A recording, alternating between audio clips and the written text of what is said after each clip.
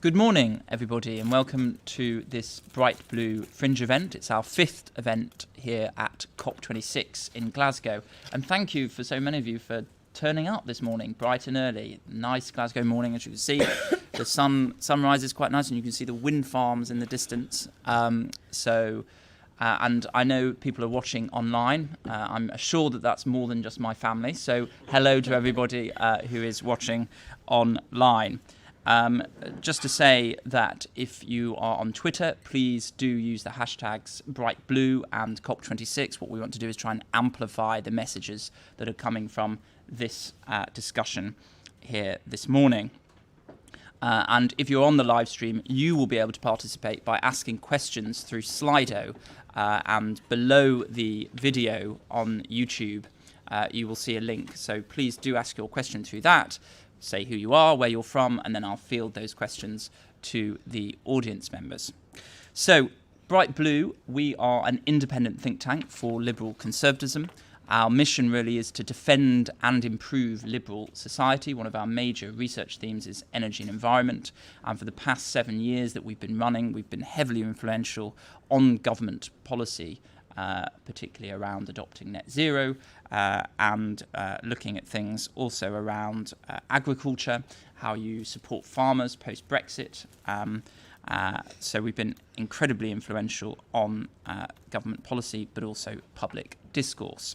Today's event, so Bright Blue, we're partnering with Innersol and Terravesta, and we're looking really at negative emissions technologies and approaches. The buzzword is obviously net zero, and it's very welcome that more countries are adopting net zero targets across the world, very much necessary to be in line with the 2015 Paris Agreement. And we did a report called Hotting Up a few years ago, which looked at the technological, the scientific, and the political case for adopting net zero targets. But what about negative emissions approaches? How credible are they? How important are they to achieve net zero?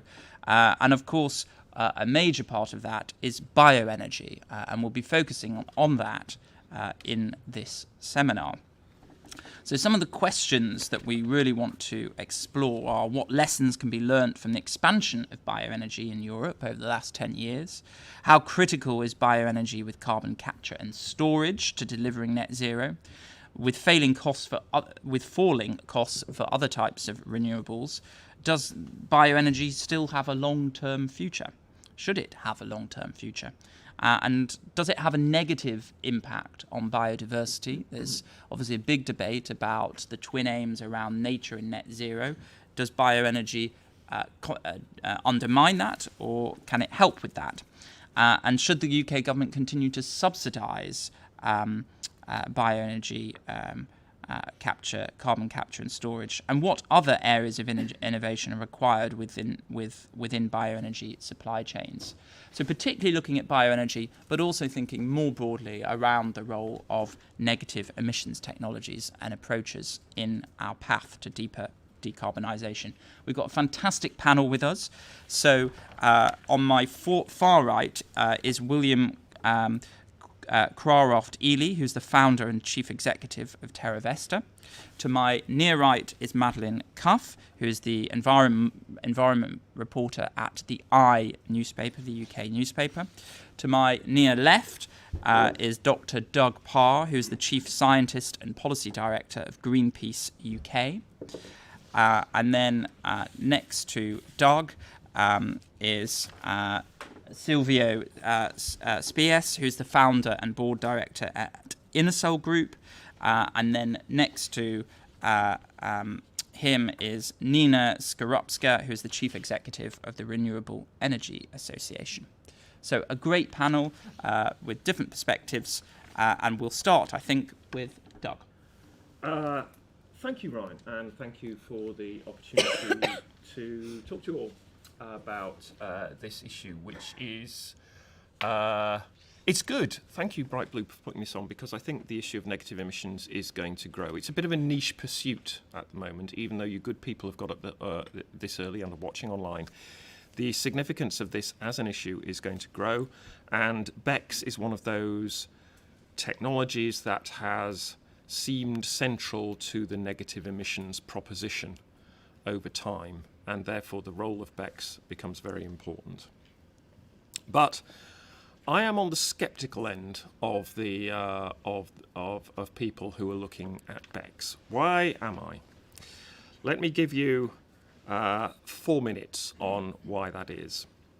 Firstly, what emissions are we capturing with BECCS? Because I characterise it as there being 3 sets of emissions associated with bioenergy, with carbon capture and storage. First of all, you've got the smokestack emissions. Those are the ones that are going to be captured with some level of efficiency. The second lot is that comes from the preparation of the bioenergy, if you like, the processing, the pelletization, sometimes the fertilizer if it's being used with some kinds of crops. Those, of course, aren't captured. They're part of the wider supply chain. And then there's changes to the storage of carbon on the land, and that can include what's in the soil. It can include what we call foregone sequestration, which is what would have happened if we'd left the land as it is. What would there be changes of land use associated with the use of bioenergy? Quite a complex package of issues, actually, which would be worthy of an entire debate on its own. But the important point for this is that they're not captured, just like the processing emissions aren't captured. So you're only capturing one of those 3 when we have a BECCS plant. And if you don't get those other 2 right, then you're not necessarily doing great things for the climate. Now, alongside that, if bioenergy is being used, then obviously it's growing something. And what are the environmental issues associated with that? Are there, for example, indigenous rights practices and indigenous people's rights that are being affected? What are the social and economic issues associated with it? These have been a struggle to get right. Let's be in no doubt about that. So there is a lot of complexity around that. There's questions around delivery. Carbon capture and storage. I remember being in the late 90s talking about carbon capture and storage. We still haven't got very far with it. It's still, relatively speaking, a technology that is yet to prove itself. And indeed, when big, experienced oil and gas majors are going into it, they're still finding trouble in delivery, even when they think they've got well-characterised geological formations to put their carbon into. I would cite here, for example, the Gorgon project in Western Australia, or Al Salah project in Algeria that was run by BP. So, is that going to work? And thirdly, I would say all of this requires considerable institutional capacity at a governmental level, because it needs effective monitoring, verification, both of the carbon disposal and of the bioenergy if it's being created, particularly if it's being created at scale, which many of the models suggest it will be. How many Indias of bioenergy do you want to fit into your model for BECCS to play a substantial role in abating carbon? And yet, if one looks at certification, whether it's of fish, of timber, of palm oil, again, it is a very inglorious history of delivery, both at a voluntary and indeed at a governmental level.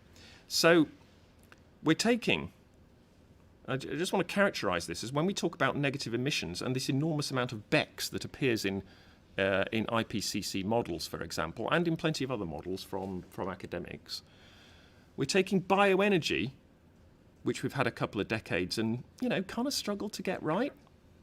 We're taking carbon capture, which we'd have a couple of decades of and really struggled to get right.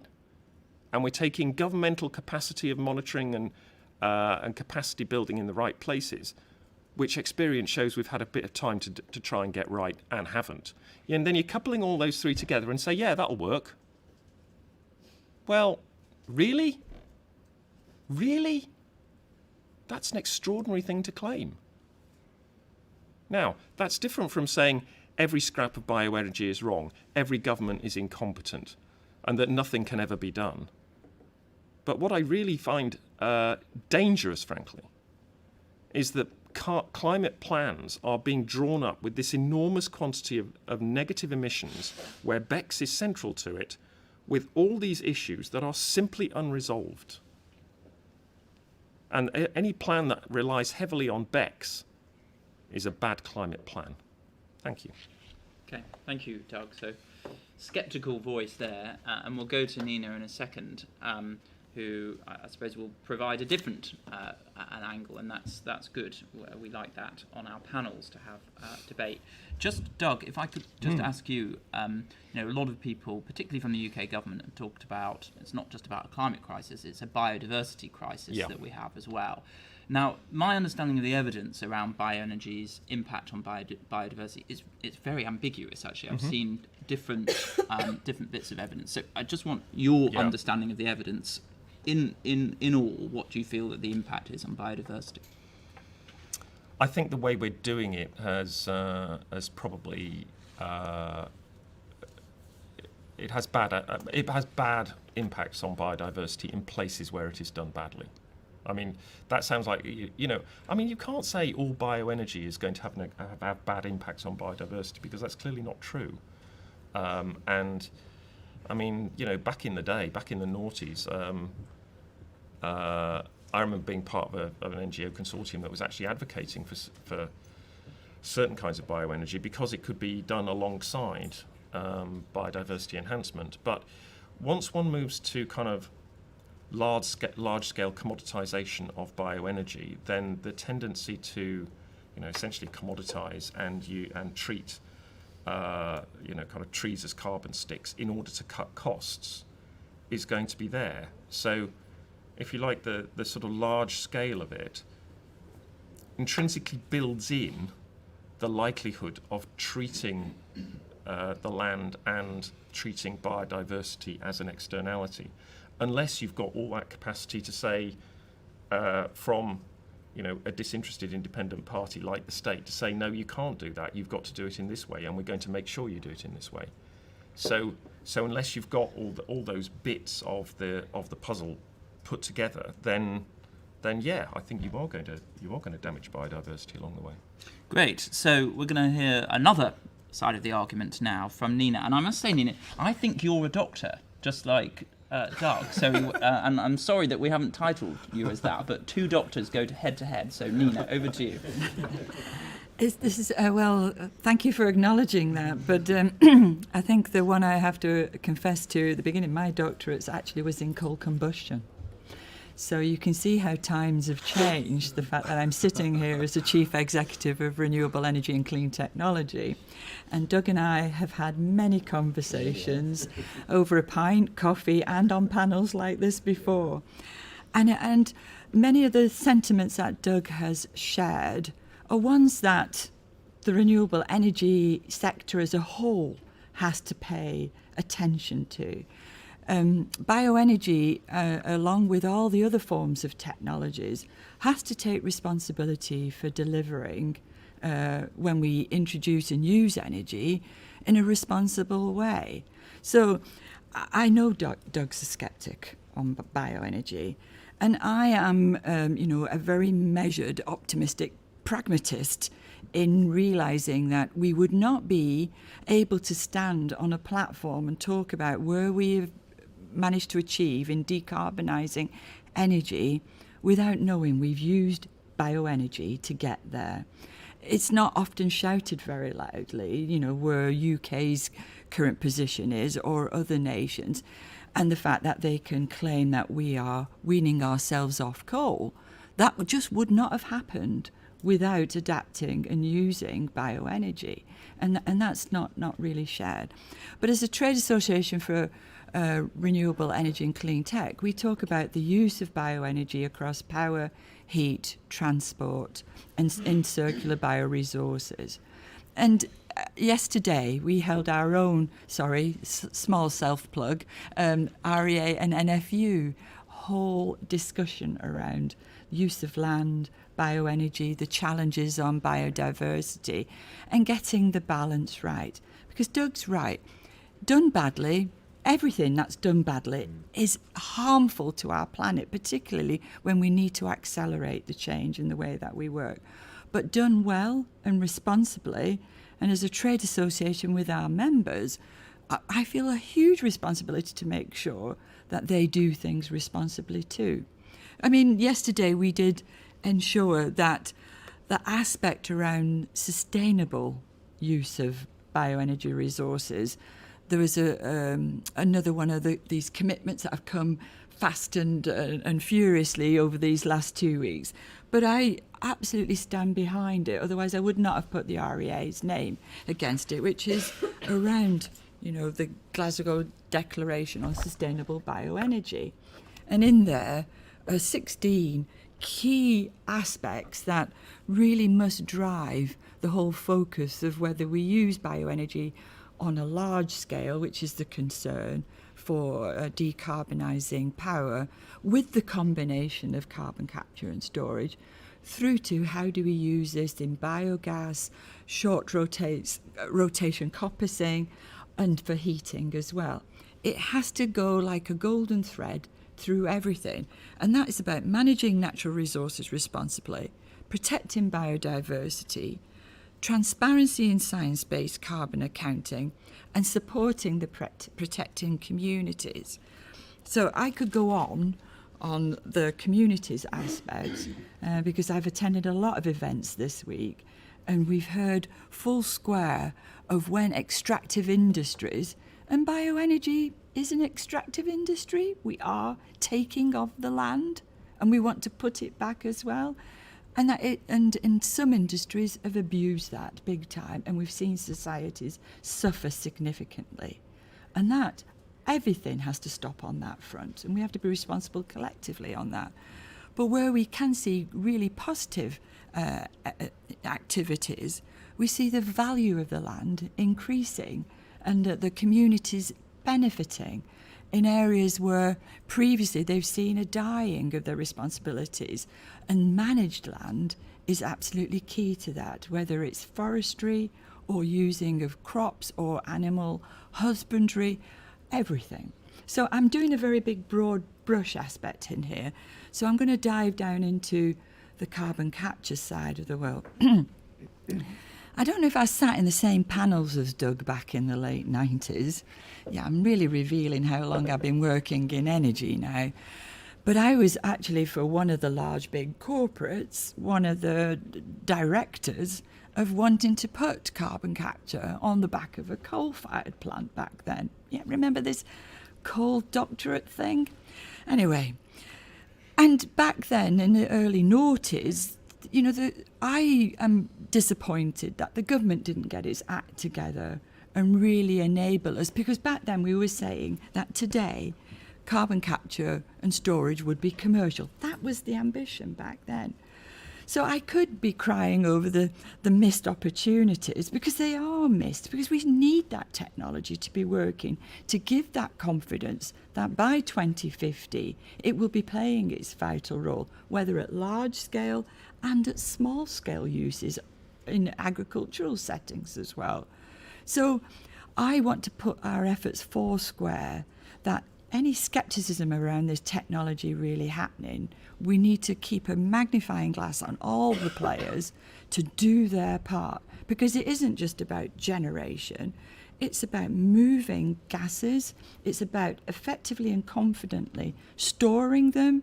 That gives confidence to society that this is a permanent solution, but also looking at all of the carbon accounting around matters.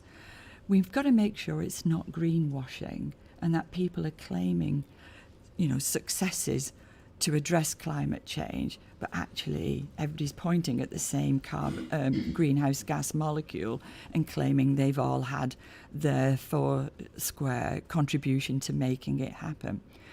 As an engineer, that technology is viable. It's doable. It's about connecting all the dots and making sure it is going from end to end, and the accounting of that is absolutely clear. So I am hopeful and believe with the members that we've got, when they've signed to such a commitment to doing it in a sustainable way, that we can make this happen. So I am more hopeful.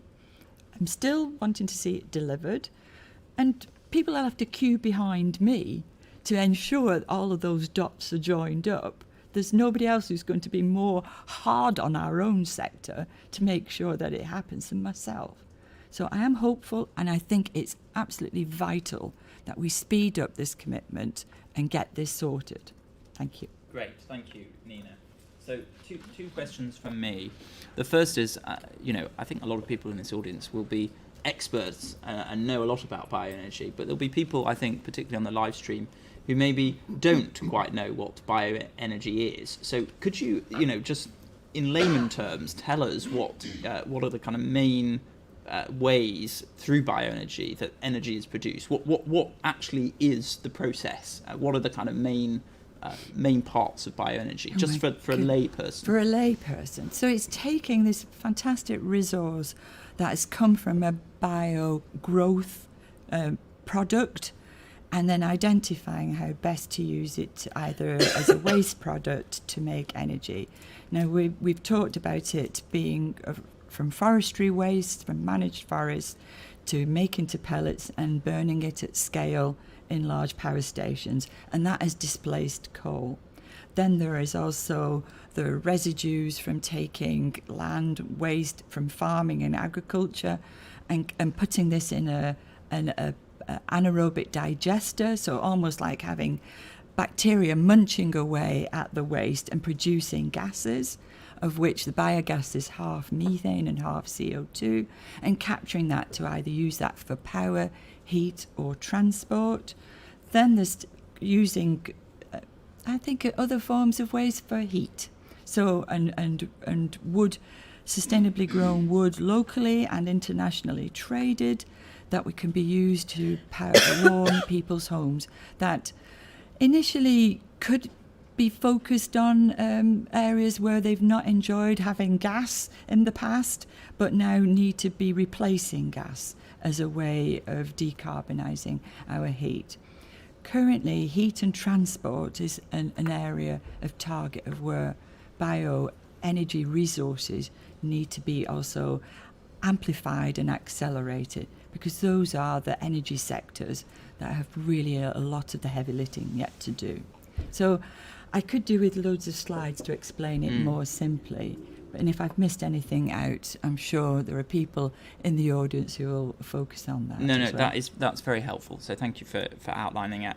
The second thing is you talked about, obviously, land use and managed land use and how that can actually be very positive for the environment and for communities that rely on that particular land. Could you give a specific example of that, where it has been positive?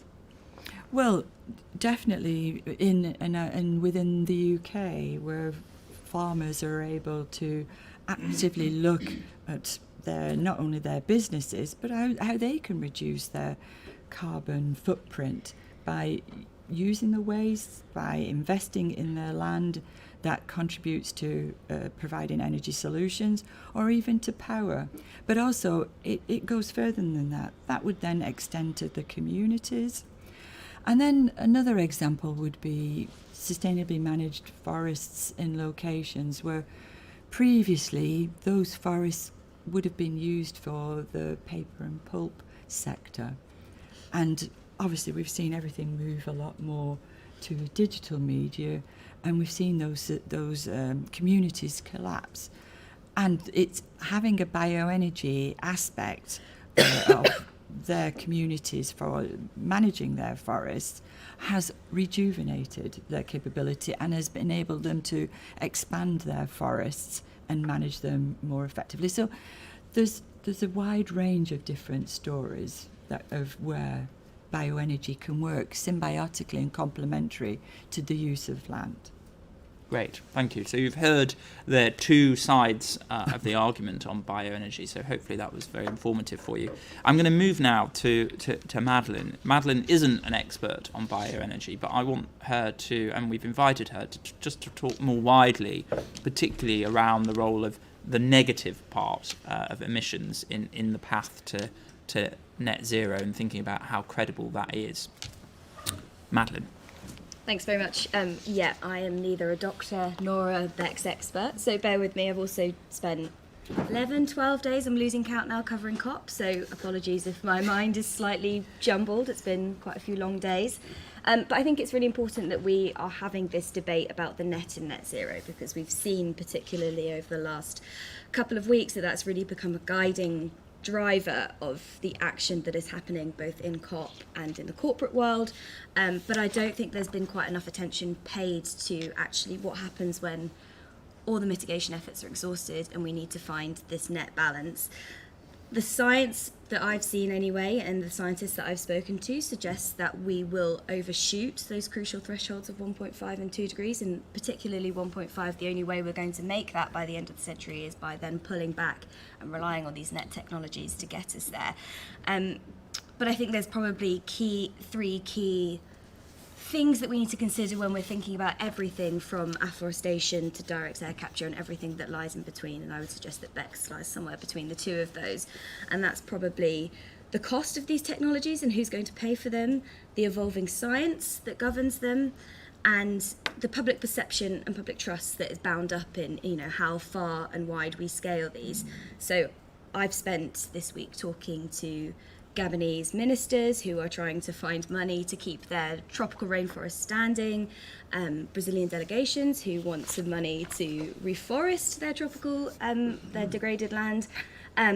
I've come back from Iceland recently, where I visited Climeworks' direct air capture, so I kind of have got a broad sense of where all of them stand, and I think those kind of three key challenges speak to all of those. The science, obviously I'm not a scientist, but from what I can gather, this is a real kind of area of contention. There's some emerging evidence to suggest that natural regeneration actually stores carbon more effectively than plantation forests. I think that's probably something we need to consider when talking about technologies like BECCS or reforestation.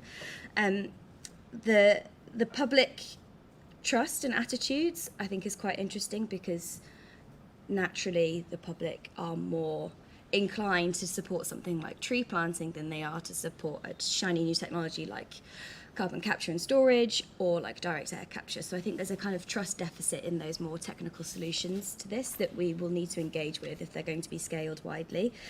And the cost, I think, is just like everything at COP, is going to be the major sticking point. We need to find some way to reward those people who are storing carbon and to put a viable carbon price on capturing carbon and sticking it underground. So if you talk to Climeworks, they will say that they need a benchmark carbon price in order to make their business model viable.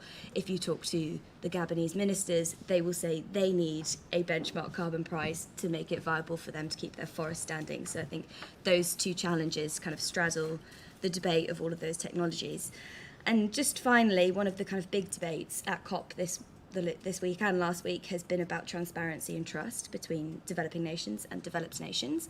And I don't know if anybody hasn't seen it already. There was a very interesting Washington Post article that was released earlier this week about emissions counting and the emissions gap, essentially, between what nations are reporting as their emissions and what scientists say are the overall global emissions. And I think that kind of really speaks to some of the challenges here, that we have to get the counting and the reporting of this right if we're ever to make net zero.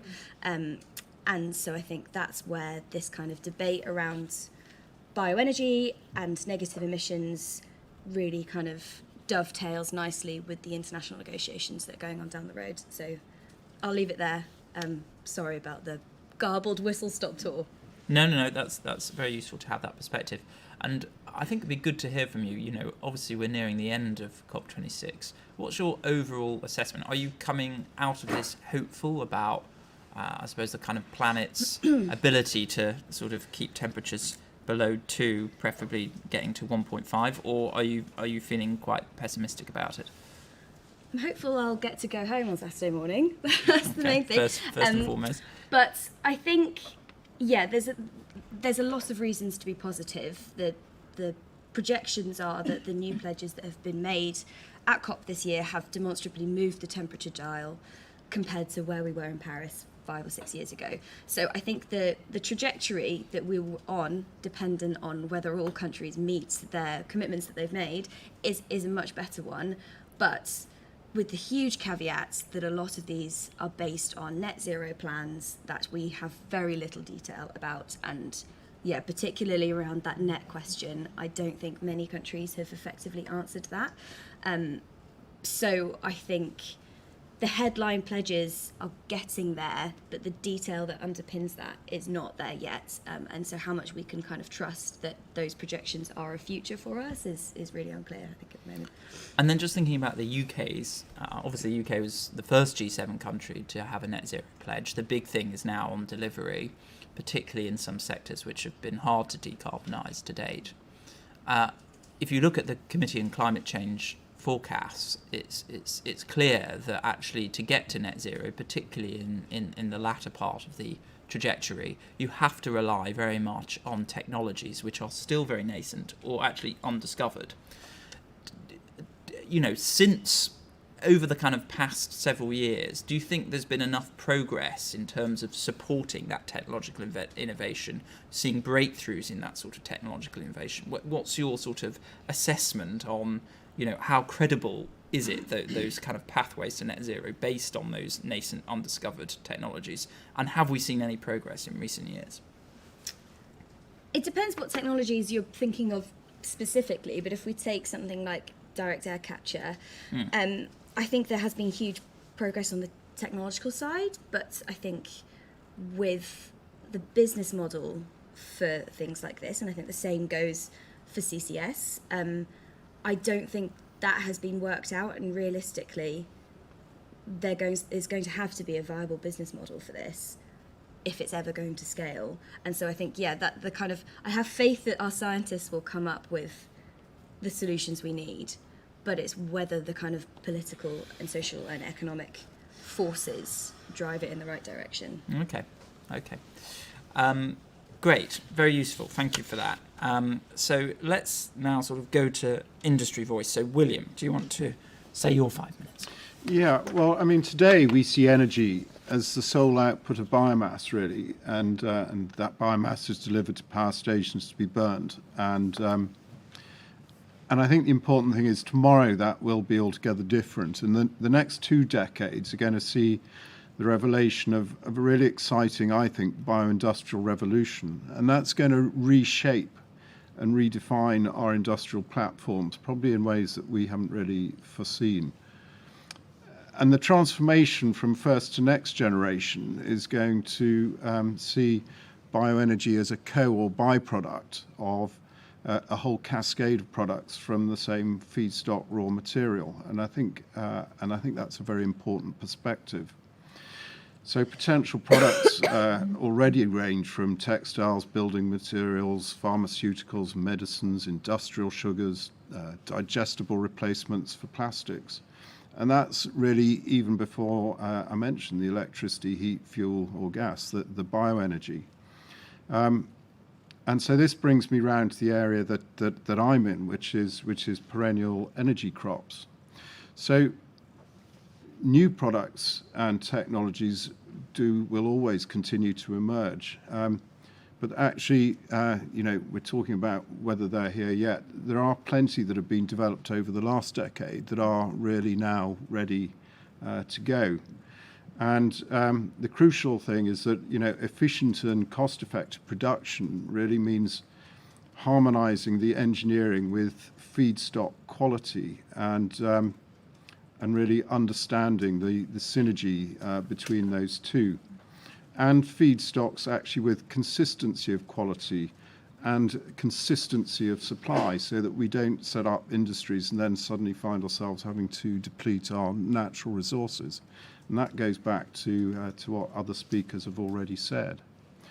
So in this context, only very fast-growing perennial biomass crops, such as miscanthus, which is where I come from, and short rotation coppice, offer the opportunity to deliver the feedstocks demanded by this rapidly emerging sector in a way that is Firstly, totally consistent, transparent, controllable, scalable, auditable, and should policy ultimately dictate, ultimately reversible. These are crops that can be taken out and the land reverted to other uses.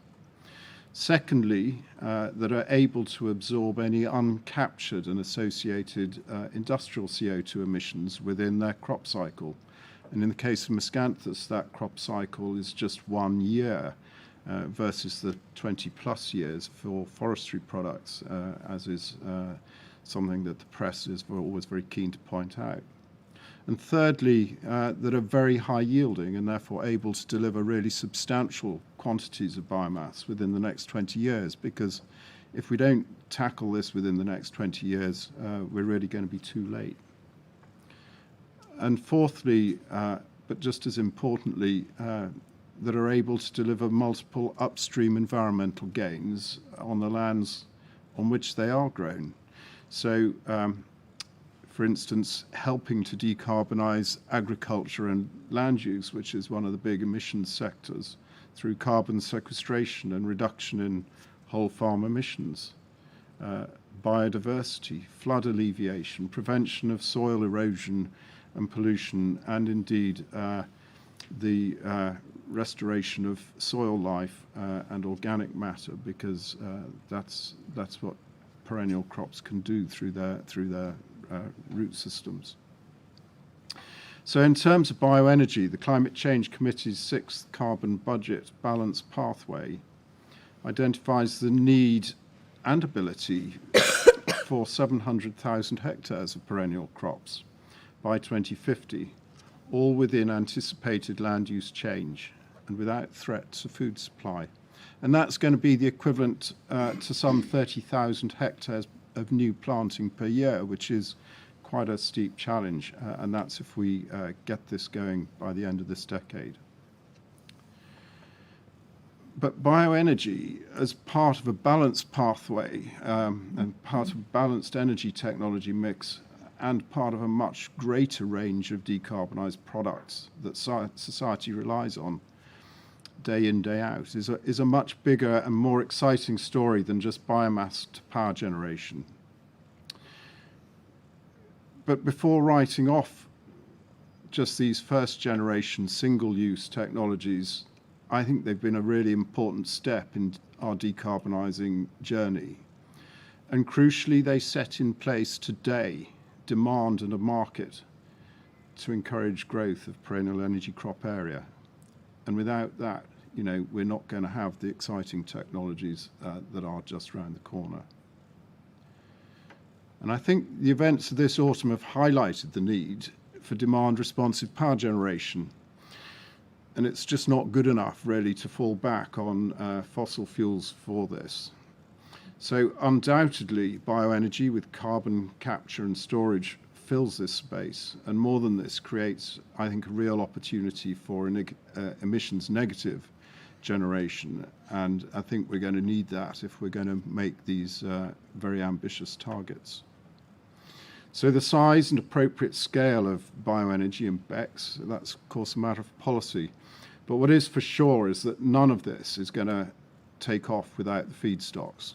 And to that end, we need government and we need DEFRA actually to get off the fence and to promote them in the same way as they're promoting other low carbon agriculture and land use measures, such as afforestation and all sorts of other things, and actually to do it now. Great. Thank you, William. So as you know, and Doug has articulated from it, there is some scepticism about bioenergy and the depletion of natural resources, the impact on biodiversity. So is there more, you think, that the bioenergy sector could be doing to address some of those concerns? Well, I think in a way, using it as a cropped approach is a very controllable way of doing that, and I think we need to be very clear in this debate and in the debate about afforestation. We are as a species not going to go back into a sort of pre-industrial time, we all have our social needs, our comfort, and our stuff, and that stuff is to some extent exploitative. And if that's not to be exploitative on fossil or mined resources, then we are going to have areas of economic production from our land. And but as long as that is done in a controlled way, where that can be managed by government policy, etc., then equally that hopefully enables other areas to be either managed for biodiversity or left undamaged. Great. And I think that's the approach. Great, thank you. Silvio, over to you. And you were telling me before we started this event that Austria, parts of northern Austria, the Silicon Valley of biomass boilers. So tell us more. Yes, thank you. That's where I'm coming from. And I want to make the case here for heating. I want to speak about the heating sector. So we speak about the heating of buildings, so keep the rooms where we live warm, heating and hot water. And this maybe is an area that is very much underestimated.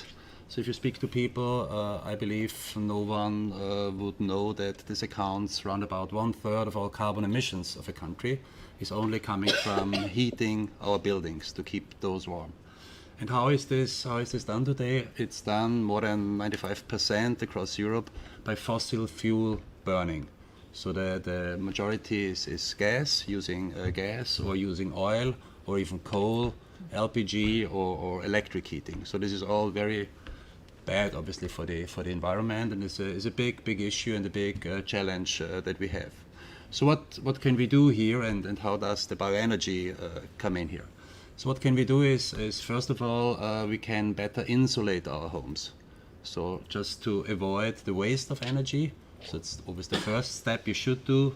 Insulate your walls, maybe put in double or triple glazing windows, and such measurements that help to keep the energy demand smaller. That helps. But of course that's not enough to do. So we have to replace our heating systems that we have in place today. That's a big challenge because every building is different to a degree, and there is not one solution fits all. And but there are technologies, there are proven technologies around today, and we simply have to do it. So what technologies do we have? So we have, in fact, to keep it simple here, there are only two options to heat a building in a renewable way. This is number one, a heat pump, or number two, a biomass heating system. Heat pumps are very suitable for new builds where you have a lower energy demand, we have low temperature heating systems. This also is the prioritized technology for many governments, that they push heat pumps, air source heat pumps most of all. They work, it's a million-fold proven technology, and this is one part of the solution. The other part of the solution, maybe if you look more into rural areas, where you typically are off the gas grid, where you have highly polluting oil or even coal heating systems. In many instances here, a biomass heating system is the best solution. Biomass heating describes three forms of biomass heating. So we speak about wood pellets, wood chips, or wood logs. So wood pellets is the most popular one, the easiest one. There's an industry standard for the pellets to be used here. And that's a technology that is proven, that is working. So the solution is here. Just have to do it. We just have to get rid of all those fossil fuel burning heating situations, and that's what some policies show the way in that direction. Of course, to my mind, this is by far not enough. So regardless whether it's the UK or if you look into other countries, so that's too slow. That's not good enough. And there are many advantages, no? So it's not that, not only that you have a very low carbon neutral heating system, so your carbon footprint is reduced, so it's a green, a good, a clean solution. It also has to do with the local economy. So other than buying gas or oil from other countries, whoever produces and delivers oil and gas, you create a local industry. It's about sustainable managed forestry. It's about bringing job to rural areas, to the people here, having the economy pushed, and of course it has an aspect of independence and security as well. So the concept of distributed energy creation, of distributed heat, is strong with regards to security and independence, for the country, but also for the individual. You don't depend on your utility or whatever happens in the world to fossil fuel prices as we see them today.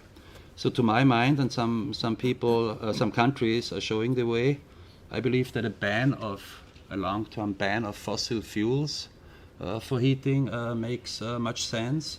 So there are countries who already do have phase-out plans. So there is, of course, you have to give some time to switch. But the point comes where you can't replace an oil heating with a new oil heating. The point comes where you should not have any fossil fuel heating in your home or building.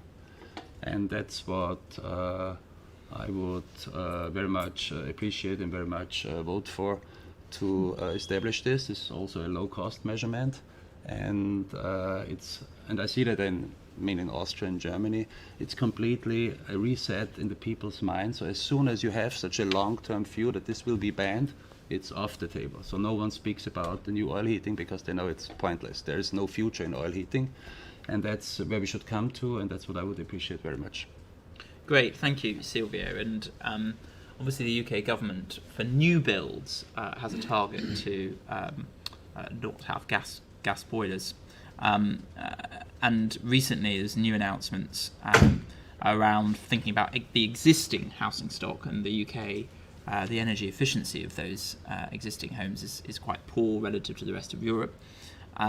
There's new support that's been put in place. There has been previous support. It's not been particularly successful. There's the Green Deal, the Green Homes Grant, to try and provide subsidies and incentives for people to retrofit their homes. And the recent announcement, I've heard UK ministers talk a lot about being agnostic on technological approaches, but it does seem that the focus seems to be on heat pumps. That's the sort of UK government's priorities in terms of subsidies. Is that your view? You think actually too much is being thrown in the heat pump basket? And if so, what kind of further support would you want from UK government to support biomass boilers? There's nothing wrong with a heat pump. So a heat pump is a fantastic technology, but as soon as you look a bit deeper into that area and see the complexity, the different setups of buildings, you will understand that heat pump is not always the best solution. There's always one best solution in a building, and it depends very much on how the heat distribution in the building then goes on. Do you have a low temperature, for example, underfloor, low temperature radiator heating systems, then the heat pump is perfect. If you don't have, it's not renewable anymore. If you have to provide 80 degrees temperature to heat your home with old-fashioned radiators, something like this. And if it comes down to cost, if you take that all into account, also the heat distribution side of buildings, it's comparable with the cost. And I'm not sure if the UK government has the right approach here, as they very much put the heat pump in the front position, but at least they accept a niche role for biomass heating. And I believe in the end the customer has to decide, and we have to have a fair playing field of competition for that. And again, there's always one best solution, and I believe biomass can be a relevant part of the solution, especially for the off-gas grid, rural, high polluting heatings that are in place today. And we have to get rid of those. Great, thank you, Silvio. Right, let's open it up to questions and comments from people in the audience. Just a reminder for those watching on the live stream, you can ask questions as well. Please do so through the Slido link. It's just below the YouTube video that you're watching. Again, please tell us your name and where you're from when you ask the question. And I will receive that question on my mobile phone. So if I'm looking at that, I'm not texting my wife or anything. So I am receiving your receiving your questions. So, but we'll give priority to people in the room because you've come to this event nice and early, so you'll get priority. Please wait for the microphone to come to you. It's important that your question is picked up on the live stream through the microphone. So anybody would like to say anything, questions or comments? So this lady at the front, if you could wait for the microphone, that would be great. Hi, my question, Katie Privet, York and North Yorkshire Local Enterprise Partnership. Our local enterprise partnership area, York and North Yorkshire, has a big sort of vested interest in biomass for heat. We've got Drax, the biggest biomass burner in Europe, on our patch, and huge amounts of agriculture and landscapes that can potentially contribute to this area. But I'm personally still a little bit on the fence about how far biomass can be used, especially for heat in homes. I wondered if you've got any response to the recent research that says that biomass burning in homes is now creating more PM10 and NOx in the UK environment than combustion from travel. And I wondered, what your thoughts are on the health impacts of biomass heating in homes. Yes, Silvio first. Sorry, yeah. Yeah. Sorry. No, you go for it. And then I don't was- know, Doug, if you want to come in on that as well. Yeah. So this is a discussion that is in place. Maybe what I see here in the UK, it's often mixed up with biomass burning with open fires.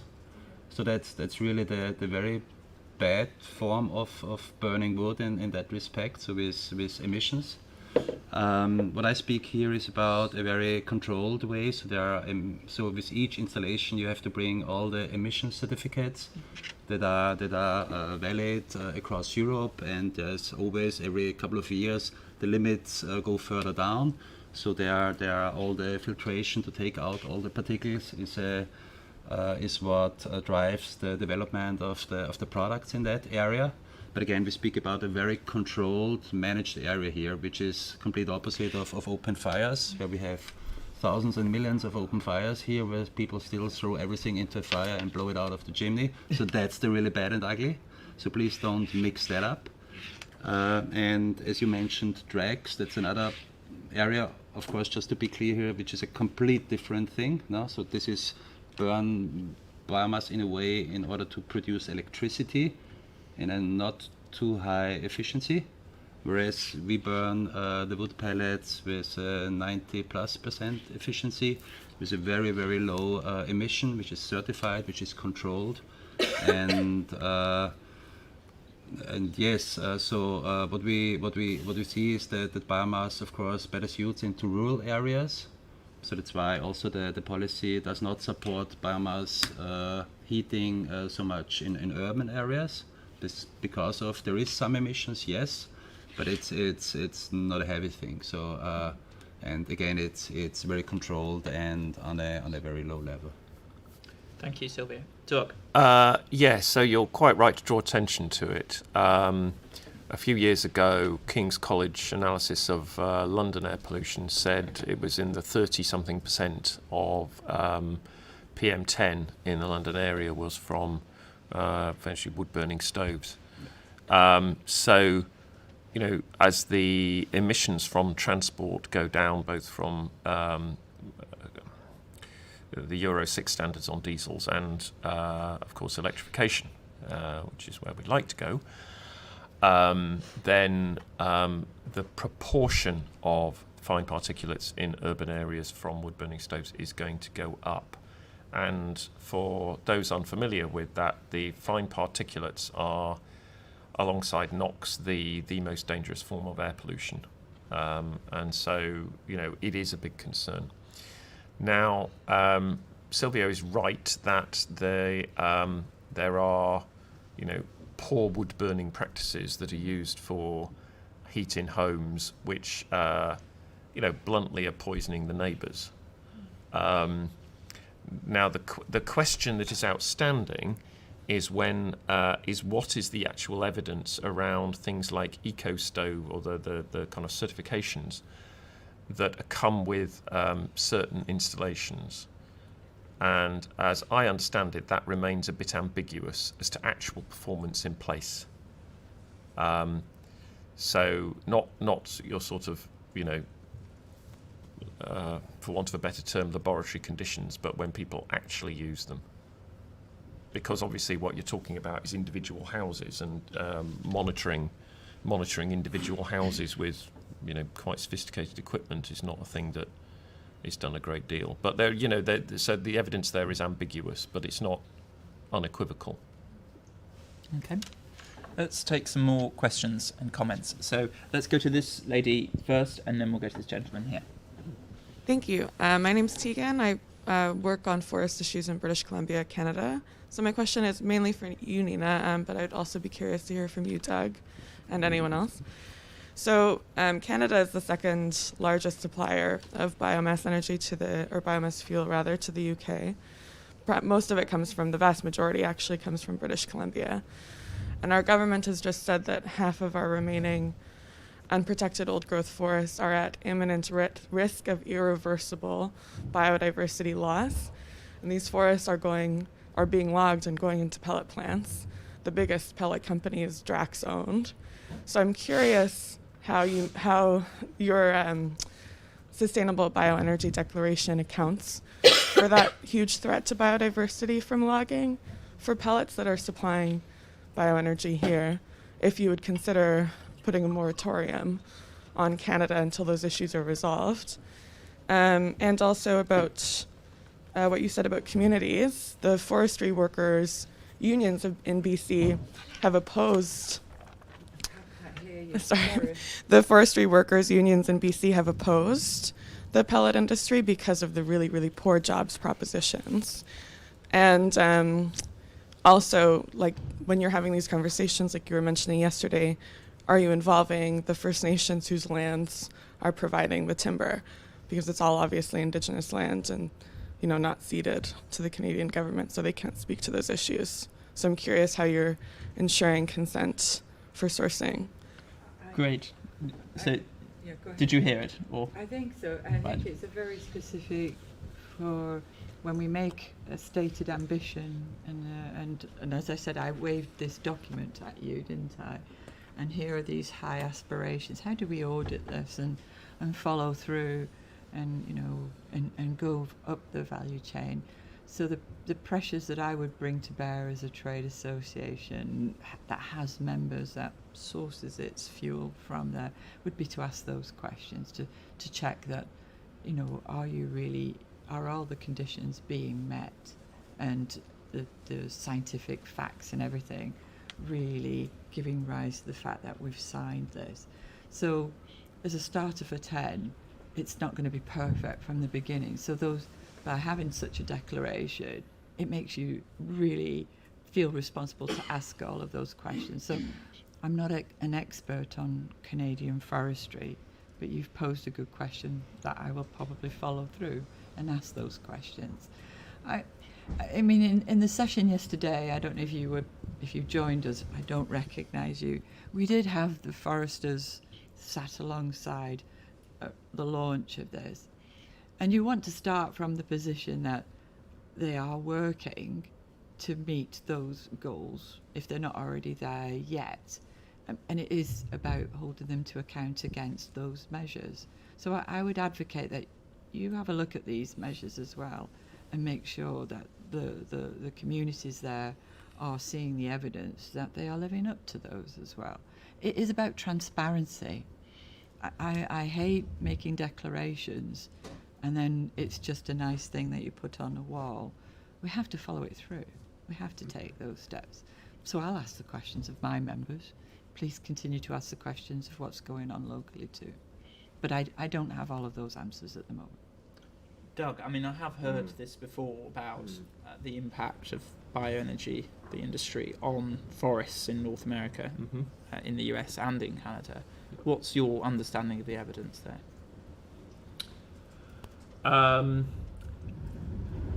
It's complicated. So I'm not going to talk about Canada immediately. Thank you for bringing these concerns here. So we are talking about DRAX sourcing from Southeast US, and they are sourcing from an area that has existing forestry practices that are associated with both timber and with pulp and paper. Those have been going on for a while, and when they are extracting essentially kind of sawdust from the milling operations, then okay, fine. Don't have a problem with that. I think from a carbon point of view, the issue starts to emerge when the bigger chunks of wood, which have very long payback periods in terms of the carbon being recaptured from the atmosphere, you start to get to points where it's like, oh, hang on, you're going beyond 2050 here. That's absurd. The way that forestries are managed and the way that the wood is described is not really matching the sort of things that we need to know about bioenergy. So things like low-grade wood or round wood isn't a terminology that's helpful when saying, well, what's the carbon debt associated with pelletizing and burning that? So and what that in turn means is that when forests are described as sustainable from a variety of perspectives, it doesn't give you much insight into whether that's actually helpful from a climate change dynamic. The other concern is around biodiversity, and some of the forestry practices that have been documented look remarkably like clear cuts, where stuff is just cut down. Now, I am told that this is a long-standing practice and that this has been going on for ages, but it's quite hard to unpick what the role of bioenergy is in driving that kind of forestry practice. It doesn't look great from a biodiversity perspective, and the allegation from the NGOs who are working on the ground there, because I've never been there, is that the additional value that bioenergy creates drives more unsustainable forestry practices. I would also say, in direct response to what our friend said, that when you look at the scale of what is being proposed, again, I look at the climate models, because that's what's driving a lot of this, is the need for negative emissions. The prospect of land being taken in what looks remarkably like Empire Mark II or Imperialism Mark II, and essentially land grabs to sort of feed a negative emissions process going on in developed countries, is surprisingly high, I would say. And when I first joined Greenpeace, which is nearly 3 decades ago, one of the first campaigns we were running was about forestry practices in British Columbia. Things haven't sort of moved on. I remember in 1994 pictures coming up, before bloody email, for crying out loud. We were getting pictures of indigenous people standing in the way of loggers. So the kind of behaviours that are land grabbing have long-standing kind of cultural roots, and shifting those just because we say there's a climate emergency doesn't mean that those behaviours are going to shift overnight, because they have, and if we have seen behaviours that are bad from the point of view of indigenous peoples, then why do we think the fact that there's a climate emergency is going to change that? And sadly, I don't think we do. I don't think that. Great, thank you, Doug. And you, just have to, Yeah. that is a real describing that nothing can change, because it's always been that way, and the confidence is about holding the forestry sector to account in all of that, and making sure that things must change. So there's two sides of that coin, of where we are today and how we want to go forward. So it is about people speaking up and using really good facts, and the aspect of the clear cutting, and you were very sensitive in describing that. From my understanding, and again, I'm not a forester, I've come from the energy side, there's no value in clear cutting a forest for producing energy. It's not, they are business people as well, for good and bad reasons as well. So the best use of that timber will get sourced to deliver the right way of the valuing it. Okay, there's lots of questions and comments. This Yes. is really obviously a contentious issue. I must say as well that what Doug said really plays to a debate about nature and net zero. Often they go hand in hand, but sometimes we might see that they're in competition rather than collaboration. We've got an event on that at 4:00 this afternoon. So we've got someone from Natural England, we've got someone from UN Water, and we've got someone from the Committee on Climate Change. It's an online event, so please do watch that later. Let's bring in some more comments and questions. So we'll go to this gentleman here, and then we'll go to this gentleman here. Good morning. I'm Jonathan Scurlock from the National Farmers Union. I just thought I would remind everybody that, commenting upon the demise of attempts to demonstrate carbon capture and storage at scale, it was 6 years ago, almost to this day, that in the Chancellor's autumn statement, George and Dave cancelled £1 billion of funding for 2 CCS demonstrator projects. I mean, this seems almost remarkable now, given the urgency of trying to take action across a whole portfolio of different measures. Fortunately, the news perhaps got knocked out off the headlines because we then had the Paris Agreement, which was a bit of a triumph, snatched from the jaws of defeat. What I want you to actually ask the panel to comment upon, though, are some very helpful documents which I think are coming out now from independent bodies about how we set up a sensible framework for doing all this. Under what circumstances is it reasonable to have carbon offsetting and the use of negative emissions to compensate for those emissions which production processes across different sectors cannot realistically abate? And so, from this group at Oxford University, the Environmental Change Institute, we have the Oxford Principles for Net Zero Aligned Carbon Offsetting, and very clearly stating, prioritise cutting your own emissions first, and then make sure that the stuff that you're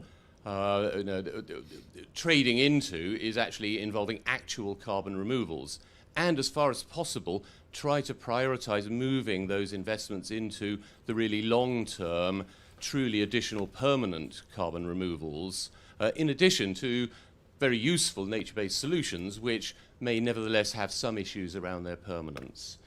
The other thing which I've been involved with, also very helpful to see our own government making some progress on this, developing a protocol for monitoring, reporting and verification of greenhouse gas removals of all kinds, so that we can put in the nature-based stuff, but then we can also move on to things like BECCS and DACS and other forms of engineered greenhouse gas removals on a sort of level playing field. Great. Okay, so a question really about the viability of offsetting and negative emissions and also reporting around emissions. We'll come to some of the panelists, maybe Madeline actually on that, because I know you touched upon it in your introductory remarks. We'll go to this gentleman here at the front with the laptop. Thank you very much. Toby Aykroyd. I'm representing environmental interests from the conference, but also I used to head up an association of 12,500 SME companies, and I used to be a forester with holdings in Yorkshire and the West Country. And if I could just begin on that issue of forestry, it is simply not true, if I may say so, from an otherwise excellent and very well-balanced presentation, to argue that clear cuts are not appropriate or sensible for producing bioenergy. In most scenarios, clear cuts are by far the most cost-effective, and they are certainly by far the most practiced. But my main question is, we all agree about the need to replace fossil fuels, but why replace them with an even higher emitting alternative? Gas is more than 2.5 times the emitting level of forest bioenergies, which is what we're talking about here, 400 million tons per annum now in Europe of forest bioenergy. It's not me saying that. Zach Goldsmith, our Environment Minister, expressing doubts in the Telegraph. The Chatham House report that came out last month. Drax has been removed from the Dow S&P Clean Energy Index. This is not happening by accident. nor is it just coincidence. So why is it that we're still going down this low technology, low productivity route to solve a really urgent problem? And it's not a 20-year cycle with respect. It's more like an 80 to 100-year cycle before you pay back the carbon debt from forest burning. That is not remotely in tune with the timelines we need to be playing to address climate change. And above all, we have BECCS on the one hand that is unproven at scale, completely unproven, likely to cost between 20 and 30 billion. I'm not exaggerating, that is the cost estimate. Whereas there is a far clearer, more proven set of alternatives, most of which have been touched on here. You've got renewables, solar, wind. They don't deliver base power, but they do deliver proven power, and their costs have been falling very rapidly indeed, which are underfunded. You've got the carbon suppression initiatives, which we've discussed. I think this is worth going into in a little bit more detail. You've got recycling, you've got insulation, you've got fuel efficiency, all of which are underfunded sectors. Put all those together with improved forest protection and restoration, and let's not forget the role of carbon sinks in mitigating climate change, enormously important as vested in natural forests. Put all that together and you've got a far stronger economic basis, the green economy, the much vaunted product, than you're ever going to get from BECCS, and certainly within the timescales that we've got to be looking at if we're going to have any chance of hitting the 2030 or the 2050 targets. Thank you. Great, thank you. Okay, so very challenging question. I might come to you, Nina, on that. I've also, and sorry to throw in another challenge to you, but I will do it on the back of that. From the live stream, I've got a chap called Rodney who asks, given Biomass's poor record on biodiversity, why does the UK government continue to pay companies like Drax billions in taxpayer subsidies? So perhaps I'll come to you on that. Madeline, perhaps the first point about credibility. Yeah, I think you're right to flag the lack of credibility at the moment around net zero targets, particularly in the corporate sector. I've spent more time than I care to remember looking at corporate net zero targets, digging into the detail and trying to see actually what they set out around emissions reduction plans, and particularly what they then plan to do with the residual emissions that they can't mitigate. And very few, if any, will even say where they plan to offset, how they plan to offset, how they plan to reduce those residual emissions. The work that Oxford University are doing, alongside the work that the Science Based Targets Initiative are doing to try and add some kind of credibility and some integrity to these targets, I think are going to be really important. And I think you will start to see the leading edge of the corporate sector adopt those quite quickly, but it's how you kind of bring the laggards up to that benchmark standard as well. And my hunch is that at some point this will become mandatory and the government will get involved. But then I guess the question is how do you then apply that same rigour to national targets that governments are setting here at COP? So I think that this is a really live question that I think has only really had enough attention in the last 6 to 12 months. So we'll see that escalate as the years go on. Nina. Well, as you said, it's a full-ranging question and position that you put down in here, and I'm sitting here talking about bioenergy and negative emissions, but I'm equally sat at other forums advocating more solar, more wind, more broader renewable energy and clean technologies. And when we talk here in the context of the role that bioenergy with negative emissions and capture can play, it's because it's part of the solution. The polarising conversation of it's this or this, to be honest, it's not useful, because we know that there are sectors that really need the solutions that bioenergy, agriculture, hard to abate industry sector, that really need everything thrown at it. As I started in my presentation, we would not be talking about the success of decarbonising the UK's power sector without acknowledging that it's been bioenergy that's helped us pivot away from coal with the drop-in fuels. That's an area I've worked in over 20 years across the piece. So I think every single technology has to raise its game and demonstrate why it is of value and playing its part in achieving net zero. So quite rightly, hold this sector to account and the choices that they're making. But at the same time, let's look at solar, wind, and challenge our governments as to why they're not doing more in that area.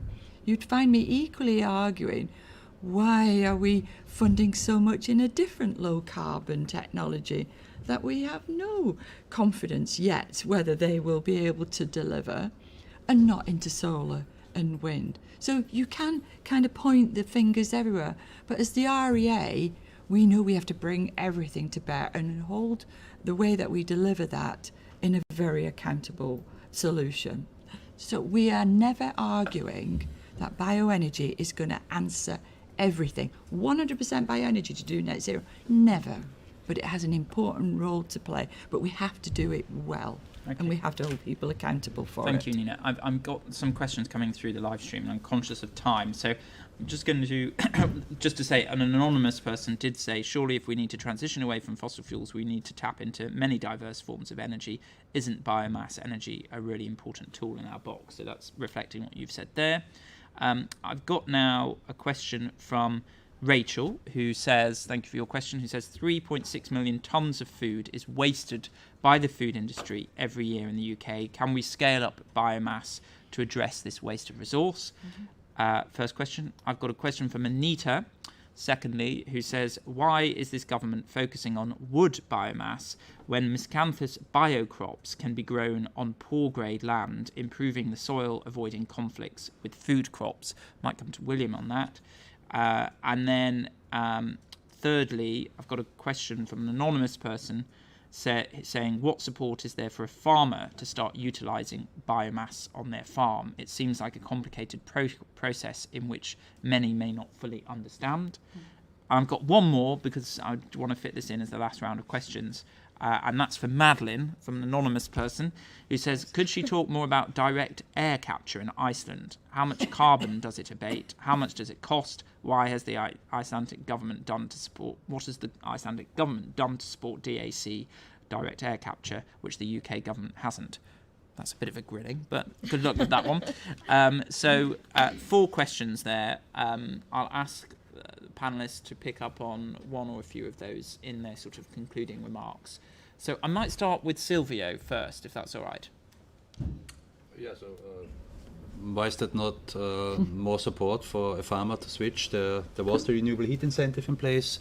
Biomass has proven that it was the most successful technology within the basket of the technologies offered in the renewable heat incentive. This expires now, or is already expired in the commercial side, and expires now in March on the domestic side. There are policies now in discussion, under consultation, what support shall be there. I, of course, are in favor of supports.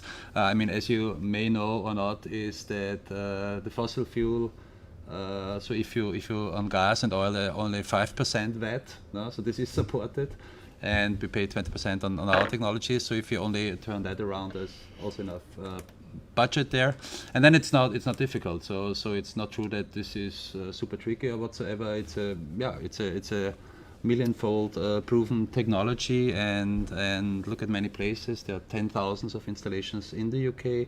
There are millions of installations in Central Europe, working well basically. So it's of course also a learning thing to improve the installations, the quality of the installations. Yeah, but it's working, it's there. So we just ready to start. Okay, thank you. William.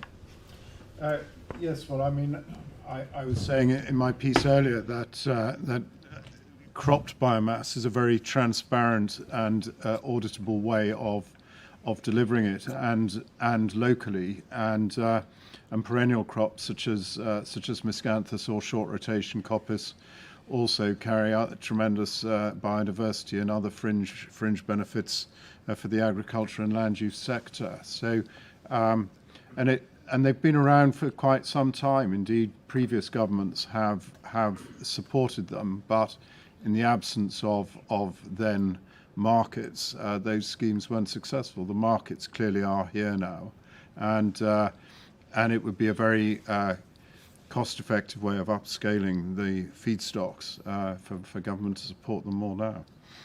Great, thank you. Madeline, take us back to Iceland. Yes. So Climeworks is a Swiss company, actually. So they did a couple of pilot plants in Switzerland, and my memory is that they had a direct air capture plant, and then the captured CO2 was used for commercial purposes. So it was pumped into a nearby greenhouse to boost crop growth inside there. I think maybe it was used to make fizzy drinks.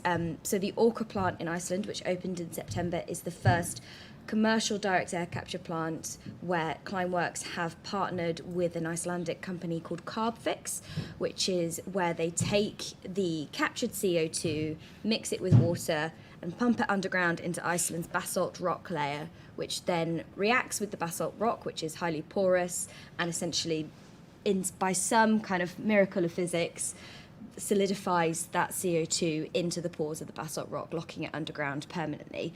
So there are a few reasons why this works really, really well in Iceland, and there are questions as to how well it can work in other countries, because Iceland has basalt rock everywhere, so that's kind of perfect. The site is also on the site of a geothermal power plant. Iceland has loads of geothermal power, and so it's abundant, cheap, renewable power to power this quite energy-intensive process of sucking the carbon out of the air and, powering the machines and the fans that make all of that work.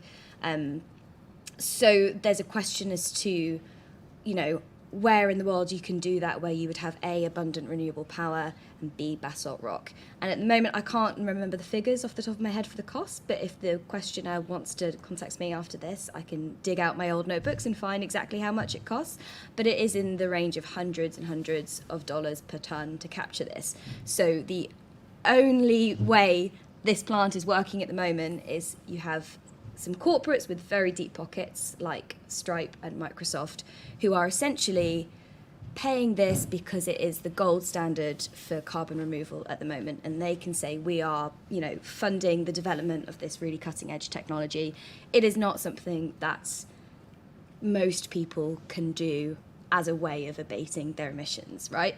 So they're hoping that this is a kind of proof of concept, and once you start scaling, you can start bringing the costs down. But I think that nobody's under the impression that commercial drivers alone will get there, and there needs to be some sort of carbon price. The only other thing I will add is that there is a bit of a debate, because direct air capture is such an energy-intensive process, that depending on where in the world you site your plants and depending on how green the grid is there, it can be anywhere between 5% and 90% effective in mitigating the carbon, because if you have a coal-fired grid, actually net, you're not getting very far. So you need to find somewhere with loads and loads of renewable power to make this viable. Okay, thank you. Nina. Well, I could pick up food waste, and I'll cover that because it's a really great question, because we have long argued as the trade association that has composters and anaerobic digestion, biogas members as well, that first of all, why do we produce so much food waste? So that's the first question. Everybody in this room should be challenging and thinking about their own role in that. But also, if we do produce food waste, why haven't we got the means and the methods and the capabilities and regulations to enforce separations out, so that we use it as the resource that it can be, whether it's for feedstock for livestock, if that's the way you believe it should be used, but also to be making renewable energy and biogas and injecting it into our extensive gas network to displace fossil gases. Now, I have that wonderful privilege of representing all renewable technologies across the piece. It's not an accident that we represent the journey to net zero with a hive, because we have to combine different solutions of different types of technologies, whether at local or at national level, and bring it all together. I'm making a plug for our reports. If you want to know more about where we're at the moment and jobs linked to it, we've got a few over there. So being here and arguing one face of an energy resource is always tricky because we will have people in the audience who will be passionate about another renewable resource. I would advocate, hold that thought that the ambition is net zero. The ambition is net zero, and that's the REA's position, is net zero. What do we have to bring to bear for decarbonising power, heat, transport, and making the use of our circular bioresources in a sustainable way to deliver that? There's a lot to do, so please get behind all of that. Great, and you made a good point about food waste, and we should all think about that. So please do not forget to take the pastries before you leave. We cannot waste that food. Right, Doug, you have free reign on the choice of question that you want to conclude with. Oh my goodness, how long have you got? Right, okay. Concluding thoughts then.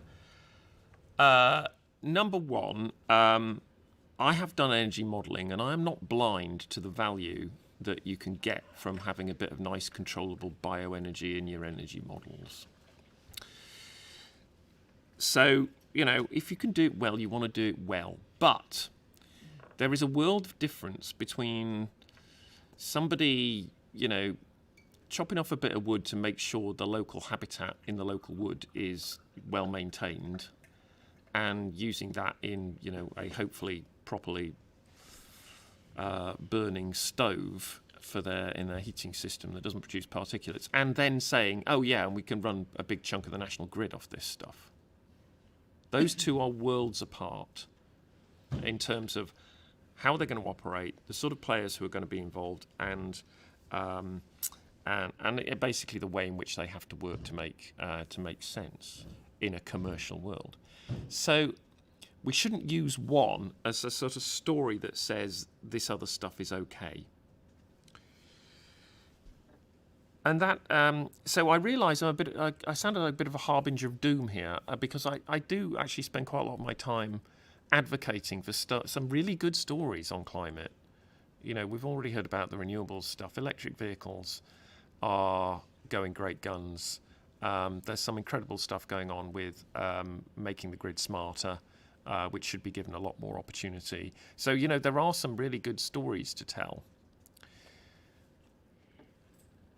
But I'm afraid this doesn't feel like one of them. And if there was any single thing that I would leave you to go away with, it is that we're putting negative emissions into our climate models and saying, look, we can do this. But if you look at any individual mechanism for negative emissions, they all start to look a little bit problematic. Maddie talked about the DAX plant in Iceland and the sort of conditions that would have to be around that, which makes them quite limited, really, in where you might be able to put them, and probably quite expensive. And we already know the willingness of people to actually pay for stuff like that may be quite limited. I wish it were not true, but it is true. And so negative emissions technologies, just sticking them into climate models and saying, yeah, it's all right, we can have all these emissions over here because we're balancing them over here, that's a very dodgy place to be. I'm afraid we're in a rather worse situation than we even imagine, and I think it's widely appreciated that we're in a pretty bad situation. But if we're going to base our future on the idea that this stuff's going to come through, it's even worse. Just pointing at a technology and saying, yeah, we really, really need that, does not make it successful. The nuclear fusion people have been doing that for about 50 years, and there's no chance of them coming through anytime soon. So the practicalities of delivery, I suspect, are going to get in the way. And what that ultimately means is that our mitigation of fossil fuels and of deforestation is even more urgent than even the dire predictions currently suggest. Thank you, Doug. A sobering thought to end on there. Thank you, everyone, for joining us this morning here in Glasgow at COP26. As Doug said, it's a very complicated issue, and it's good that actually we've had a range of voices on the panel and the audience, so thank you for that. It's important that we keep talking these things through, seeing how things can improve, reflecting on the evidence. just to say that, please do take away this flyer on your seats. The rest of our COP26 programme is on that. You're very welcome to join us. The next one is actually at 10 a.m. So I am going to ask you politely to leave the room. There is a reception area out there, so please do carry on the conversations out there. Very welcome to do that. I also say that we are a membership organisation, not just a think tank in ivory towers. So if you're interested in joining us and trying to defend and improve livable society, please look at our website or come and talk to one of the team members here at Bright Blue. So just a final thanks to Innersol and Terravesta for partnering with us on this really interesting debate. And thank you to the audience, including those people who are out there. I know people are out there because you've been asking questions. And a big round of applause, please, to our great panellists. Thank you very much.